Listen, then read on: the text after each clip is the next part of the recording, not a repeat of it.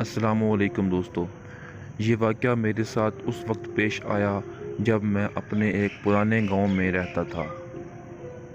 मैं शहर में नौकरी करता था और रोज़ाना गांव से शहर अपने मोटरसाइकिल पर जाता था। शहर में काम काज करने के बाद शाम के वक्त मैं उसी मोटरसाइकिल पर वापस अपने घर आ जाता था। ये मेरा रोज़ का मामूल था। गांव से शहर जाते हुए रास्ते में एक बहुत ही पुराना कुआं था। गांव के लोग बताते हैं कि पहले वो कुआं काफ़ी बड़ा था और जहाँ पर वो कुआं था उस कुएं के साथ ही एक पुल था और कुआं बड़ा होने की वजह से वहाँ से कोई गाड़ी मोटरसाइकिल वगैरह नहीं गुजर सकता था। इसीलिए गांव के लोगों ने उस कुएं को गिराकर वहाँ पर एक छोटा सा कुआं बना दिया। मैं तकरीबन रोज़ाना शाम को ही वापस आता था। एक दिन मुझे वापस आने में रात हो गई। मैं जब वापस आ रहा था तो कुएं के पास मैंने देखा कि 2-3 लोग खड़े होकर बातें कर रहे हैं। मैं बड़ा हैरान हुआ कि लोग इस वक्त कुएं के पास क्या कर रहे हैं। जब मैं थोड़ा करीब गया तो मैंने देखा मेरा एक दोस्त जैन भी वहाँ खड़ा था। मुझे देखकर जैन जल्दी जल्दी मेरे पास आ गया। मैंने जैन से पूछा कि ये लोग कौन हैं और तुम यहाँ पर क्या कर रहे हो। उन लोगों को मैं नहीं जानता था। जैन ने कहा कि मैं एक लड़की से प्यार करता हूँ लेकिन वो लड़की मुझसे प्यार नहीं करती, इसलिए मैं कुछ दिन यहाँ पर चिल्ला करूँगा जिससे मैं उस लड़की को काबू कर सकूँ। उसकी इस बात पर मैंने उसे डांटा और उसे कहा कि ये तुम किन चक्रों में पड़ गए हो। जिसके जवाब में जैन ने कहा कि मेरा आज का चिल्ला मुकम्मल हो गया है, तुम घर जा रहे हो तो मुझे भी रास्ते में छोड़ देना। मैंने उसे कहा कि बैठ जाओ। वो मेरे पीछे बैठ गया। रास्ते में जाते हुए जैन की हरकत मुझे कुछ अजीब सी लग रही थी, लेकिन खैर मैंने इग्नोर किया और उसे उसके घर में ड्रॉप करके अपने घर चला गया। दूसरे दिन मैं सुबह उठा और काम पर चला गया। जैन वाली बात मैं बिल्कुल भूल गया था। दूसरे दिन इत्तफाकन मुझे वापस आते हुए फिर रात हो गई। वापस आते हुए जब मैं कुएं के पास पहुंचा तो मैंने देखा कि कुएं के पास 2-3 लोग खड़े होकर फिर बातें कर रहे हैं।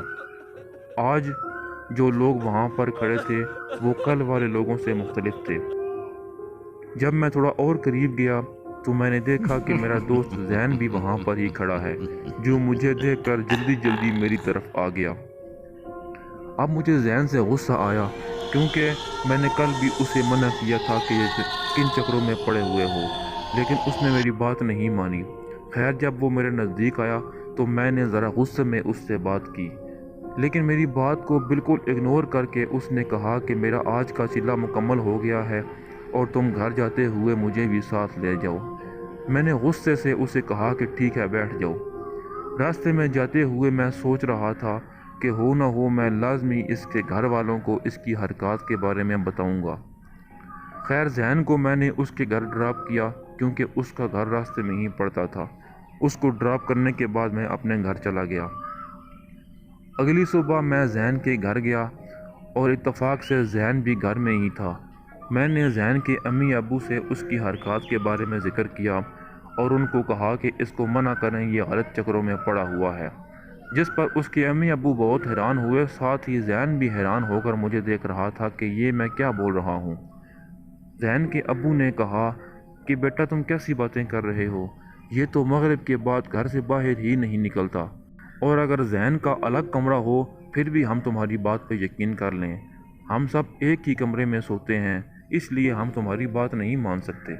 जिस पर जैन ने भी मुझसे कहा कि भाई ऐसी बातें क्यों कर रहे हो, मुझ पर झूठा इल्ज़ाम क्यों लगा रहे हो। खैर मैं गुस्से से उनके घर से निकल गया और ये सोचने लगा कि अगर वो जैन नहीं है तो फिर कौन है।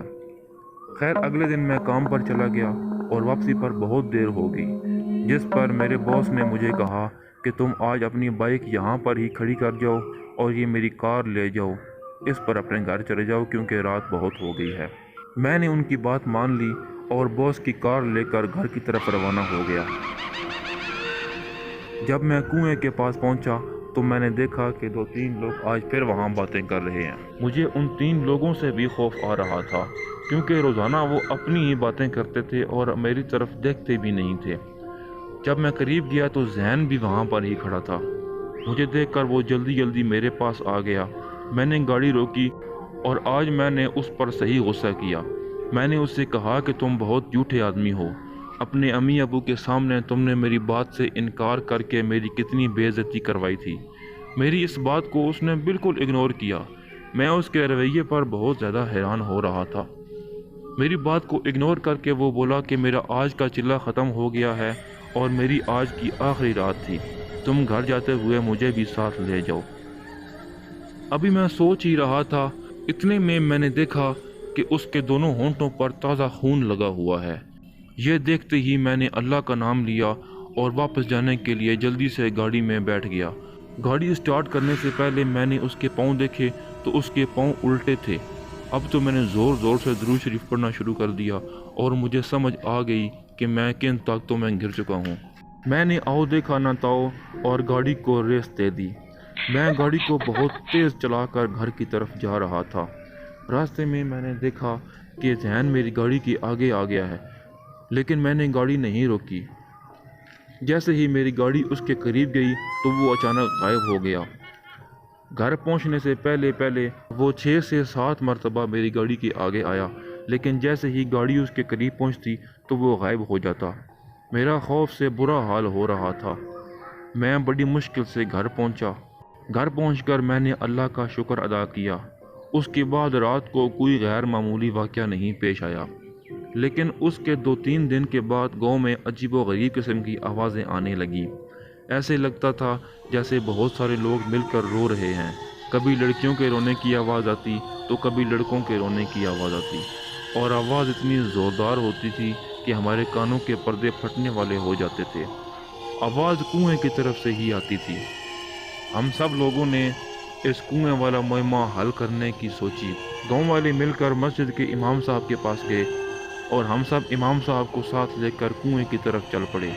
کنویں پر پہنچ کر امام صاحب نے آنکھیں بند کر کے کچھ پڑھا اور پھر ہمیں بتایا کہ جب یہاں پر بڑا کنواں تھا تو یہاں پر جنات نے بسیرا کیا ہوا تھا، اور جب تم لوگوں نے کنواں گرا کر یہاں پہ چھوٹا کنواں تعمیر کیا تو تمہارے کام کرنے کی وجہ سے جنات کے کچھ بچے مارے گئے تھے، اسی لیے ان لوگوں نے تم لوگوں کو مارنے کا فیصلہ کر لیا ہے تاکہ وہ اپنا بدلہ پورا کر سکیں۔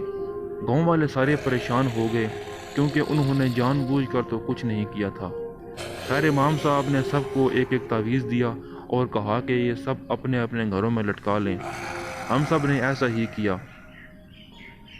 2 دن تو کچھ نہیں ہوا، لیکن تیسرے دن رات کو جب سب سو رہے تھے تو آدھی رات کو گاؤں کی گلیوں میں شور سنائی دیا، جیسے بہت سارے لوگ مل کر کہہ رہے ہوں کہ تم میں سے کوئی نہیں بچے گا، تم میں سے کوئی نہیں بچے گا۔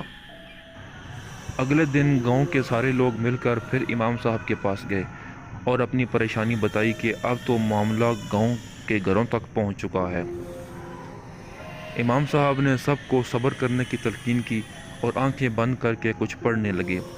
تھوڑی دیر کے بعد انہوں نے آنکھیں کھولیں اور سب کو بتایا کہ کنویں کے پاس جا کر بلی دینی ہوگی، کیونکہ جنات کے بچے مرے ہیں اور خون کا بدلہ خون ہی ہوتا ہے۔ اب سب پریشان ہو گئے کہ کس کی بلی دیں، تو امام صاحب نے حل پیش کیا اور بتایا کہ 2-3 اونٹ لیں اور جا کر کنویں کے پاس اس کی بلی دیں۔ لہٰذا ایسا ہی کیا گیا۔ سب گاؤں والوں نے مل کر 2-3 اونٹ خریدے اور رات کو کنویں کے پاس جا کر ان کی بلی دے دی۔ اس کے بعد گاؤں والوں کو تو کوئی نقصان نہیں ہوا، لیکن رات کو اکثر کنویں کے پاس سے آوازیں آتی رہتی ہیں۔ اب تو کافی عرصہ ہو چکا ہے اور لوگ بھی ان آوازوں کے عادی ہو چکے ہیں، کیونکہ وہ آوازیں کسی کو نقصان تو نہیں پہنچاتی، اسی لیے لوگوں نے ان کو اگنور کرنا شروع کر دیا۔ اس واقعے کے بعد میں اتنا زیادہ اپسیٹ ہو گیا کہ میں نے گاؤں ہی چھوڑ دیا اور اپنی فیملی کے ساتھ شہر میں ہی سیٹل ہو گیا، کیونکہ میرا کام شہر میں تھا اور روزانہ رات کو وہاں سے میں یہاں نہیں آ سکتا تھا۔ کافی دنوں کے بعد مجھے اپنا دوست زین ملا۔ میں نے اس سے معافی مانگی اور اسے ساری بات بتائی کہ کیسے رات کو مجھے کوئی چیز تمہاری شکل میں نظر آتی تھی، اسی لیے میں نے تمہارے امی ابو سے بات کی، جس پر زین نے مجھے معاف کر دیا۔ ہم دونوں نے ایک دوسرے کو گلے لگا لیا۔ تو دوستو، آپ کو آج کی کہانی کیسی لگی؟ اچھی لگی ہو تو ویڈیو کو لائک کریں۔ مزید ایسی کہانیوں کے لیے میرا چینل سبسکرائب کریں۔ میں ملتا ہوں آپ سے نیکسٹ ویڈیو میں، تب تک کے لیے اللہ حافظ۔